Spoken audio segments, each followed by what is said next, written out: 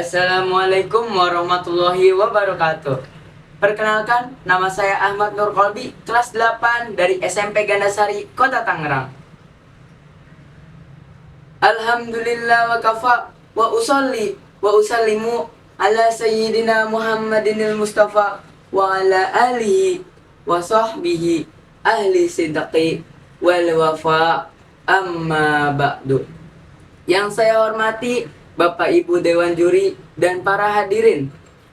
Yang saya banggakan teman-teman sekalian.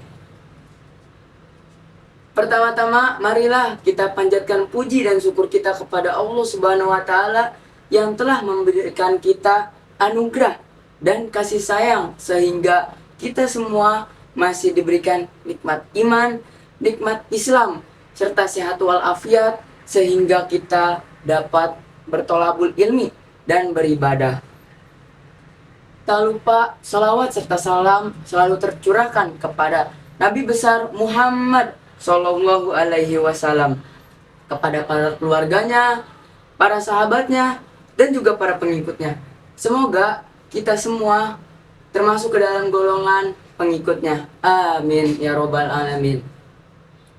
Pada kesempatan kali ini saya akan berpidato dengan tema anti korupsi. Korupsi, dan korupsi. Tentu kata korupsi sudah tidak asing di telinga kalian. Nah, arti korupsi dalam Kamus Besar Bahasa Indonesia adalah penyelewengan, penyalahgunaan uang negara, perusahaan, yayasan, organisasi, dan sebagainya untuk kepentingan pribadi atau kepentingan orang lain. Jadi, dapat disimpulkan bahwa korupsi adalah mengambil hak orang untuk kepentingan pribadi ataupun orang lain. Teman-teman, korupsi bukanlah hal yang kecil, bukan hal sepele, tetapi korupsi adalah hal yang begitu besar karena dapat membahayakan stabilitas dan keamanan masyarakat Indonesia, merusak nilai-nilai demokrasi dan moralitas, dan membahayakan pembangunan ekonomi, sosial politik, serta menciptakan kemiskinan secara masif, sehingga perlu mendapatkan perhatian dari pemerintah, masyarakat, dan lembaga sosial.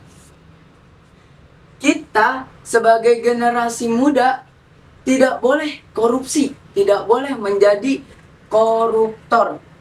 Kita harus memajukan dan mensejahterakan masyarakat Indonesia, bukan malah mensengsarakan dan membuat masyarakat Indonesia menderita.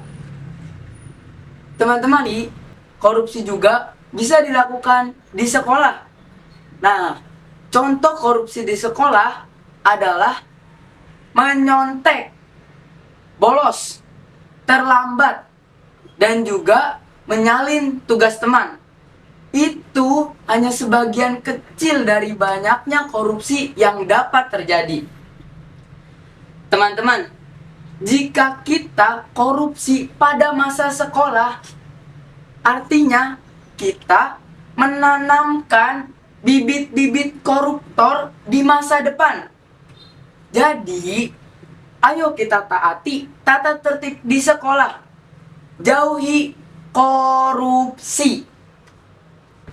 Teman-teman, hukum korupsi dalam Islam adalah haram dan dilarang keras.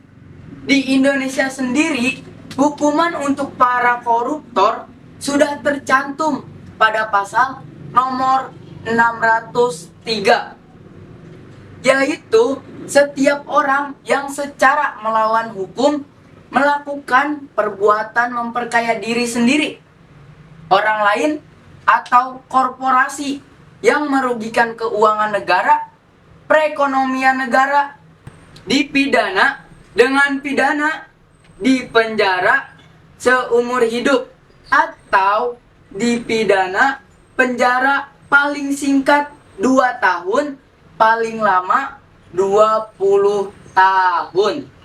Kita harus bersyukur atas apa yang kita miliki. Jangan merasa itu kurang. Kita harus merasa itu cukup. Ya, jadi kita harus terus dan terus bersyukur. Kuncinya adalah bersyukur. Bapak Ibu Dewan Juri yang terhormat dan teman-teman, sebelum saya tutup pidato ini, saya akan berpantun. Jalan-jalan ke Bakauheni, di jalan melihat buaya berpita. Anti korupsi itu pasti untuk menjaga negara kita merdeka. Sekian pidato yang dapat saya sampaikan. Mohon maaf jika ada salah kata karena saya juga masih belajar. Ambil hal positif dari apa yang telah saya sampaikan, bukan melihat siapa yang menyampaikan. Akhirul kalam, wassalamualaikum warahmatullahi wabarakatuh.